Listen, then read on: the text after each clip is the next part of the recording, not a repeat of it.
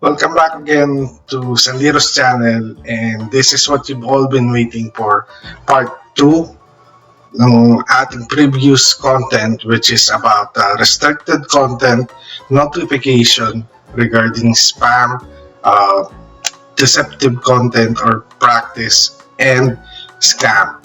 So I will show you how you would go about it, what processes and procedures that you need to undergo so as to make an appeal or make a clarification on the issue that you have been notified with. Umpisahan natin. After receiving the notification from YouTube, read it carefully. Check what impact does it have on your channel and what are the reasons why you received that notification, and see what actions can be taken. Like this, for instance, for the time being, when I received this notification, this violation, second thing you should do is to check your email, because every notification that YouTube gives out on your YouTube Studio, be it mobile or desktop, is accompanied by an email to your Gmail account. It entails further details as to why your content has been restricted into private. It gives out the policy reasons. It gives out the titles of the particular content that was restricted. It also gives out the meaning of what locked as private means, and you just have to click this for you to know what it means and what it entails.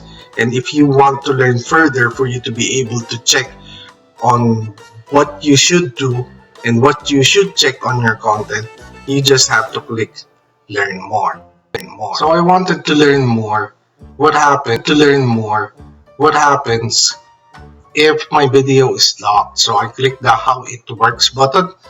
So it led me to this page here from YouTube Help, which discusses why videos are locked as private.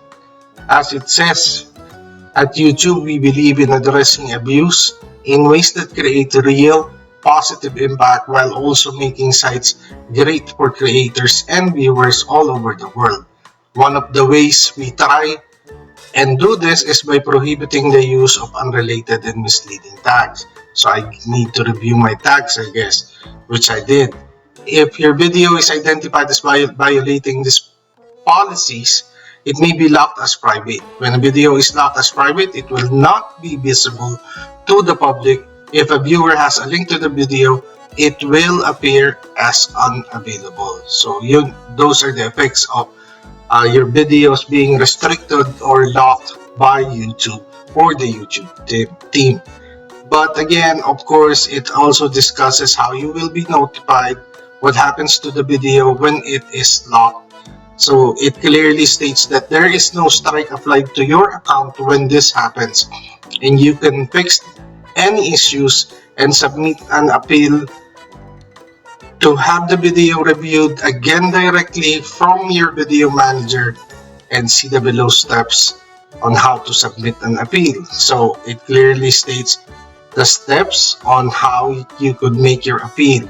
Of course, you need to check your community guidelines, check the content of your video or the context of your content, check your tags, check your description, check your thumbnail even, para to make sure that you did not violate any of the community guidelines. And then it also shows, will my video automatically be made public if the appeal is successful? So as mentioned in the previous content, I wasn't able to make an appeal yet. I was about to, but luckily enough, my video was reviewed by the YouTube team, and the ban or the video being locked as private was taken off. Kaya lang, it will not automatically put your video into public visibility. Instead, you would need to do that yourself, which I did. And again, I'm thankful for the YouTube team for reviewing my content, because like I said, I believe I did nothing wrong, although I was willing to go about reviewing my content, and if I myself found that I had violated any community guidelines, I myself. And since we're on the topic of community guidelines, I opted to click the Learn More button to learn more on how YouTube treats videos which it thinks is spam or is doing deceptive practices or in violation of other scam policies. There's actually a video on the link through this YouTube help page which discusses how and why some of the contents are perceived or either need to be reviewed for being a spam or deceptive practices or scam policies violation issue. So aside from that, it further describes what the policies mean to you and what are the possible scenarios wherein you could be uh, put on restricted mode, such as video spamming, misleading metadata or thumbnails, scams, incentivation spam, uh, comment spams, repetitive comments, and even live stream abuse. So I advise each and every small YouTubers, most especially, to read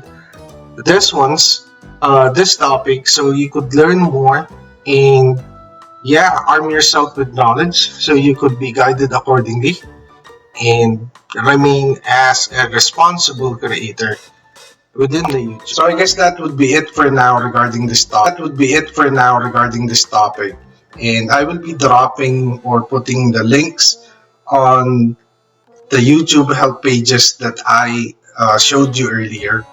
And then also, I would also be dropping the link on YouTube channels such as Creator Insider and YouTube Creator. They're a great source of knowledge if you want to be guided accordingly. And they also issue updates regularly on Tuesdays and Thursdays. So any knowledge that you would want to acquire, any changes on the policies or upgrades on especially what YouTube Studio has to offer, check out their channels. And I guess that's it.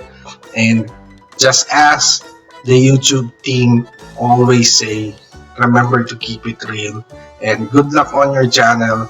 And if you want me to make additional videos regarding other topics or issues that you would like to discuss, just comment below and remember to click the like button and the subscribe button. Also click the notification bell. Thanks guys. God bless.